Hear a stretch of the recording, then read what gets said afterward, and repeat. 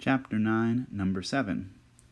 A ball falls vertically downward, hitting the floor with the speed of something, and rebounding upward with the speed of something else. A. Find the magnitude of the change in the ball's momentum. B. Find the change in the magnitude of the ball's momentum. And which of these quantities is calculated in part A and B is more directly related to the net force acting on the ball during its collision with the floor. And explain. So let's do a little picture. And we have some initial speed right before we hit the ball floor like that, and then it bounces straight up, but I'm going to draw it to the side just so we can see both. And we want to say, well, P1 as a vector is the mass, which is 0.285 kilograms, times the speed, which is 2.5 meters per second. But here I'm going to also put in the fact that it's moving downward by saying it's in the minus y hat direction.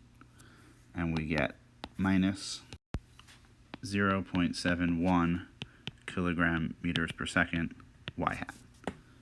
And likewise, P2 is going to be 0.285 kilograms times 2.0 meters per second, but in the plus y hat, or upward direction.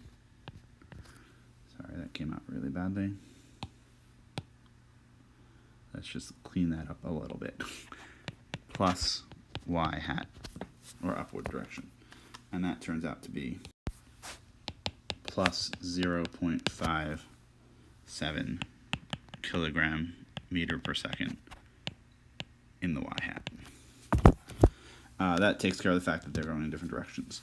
So part A says, find the magnitude of the change in the ball's momentum. So delta P, right, the change in the magnitude, the change in the ball's momentum is delta P. And that is, by definition, P2 minus P1. So it's 0.57 kilogram meter per second y hat minus 0.71 kilogram meter per second y hat. And all told, that turns out to be 1.28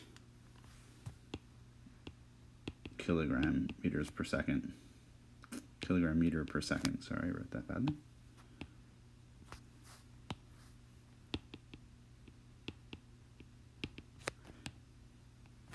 In the y hat. And notice that delta P is, of course, a vector. It's a change in momentum. And then they want the magnitude of that change. So they really want the absolute value, as it were, of delta P, which is 1.28 kilogram meters per second. And now there's no direction associated. All right. Okay, for part B, we want to find the change in the magnitude of the momentum, which means we need to find each of those magnitudes. So the magnitude of P1 is just 0.71 kilogram meter per second. And that's coming from here, because the magnitude of a vector is just its size without regard to its direction.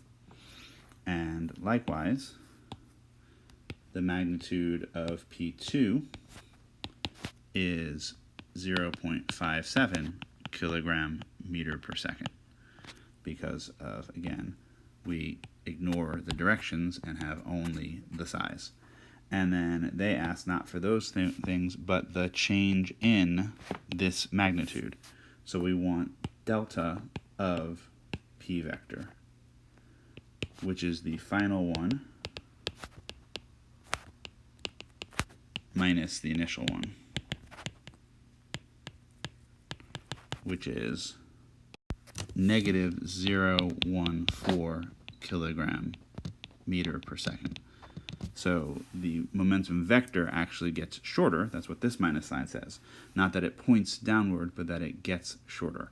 And then part C says which of these are relevant for the net force. And we know that F delta T is equal to delta P. So it's the ones from part A that's more relevant, not not what happened to the size of the momentum vector, but what actually happened to the momentum vector.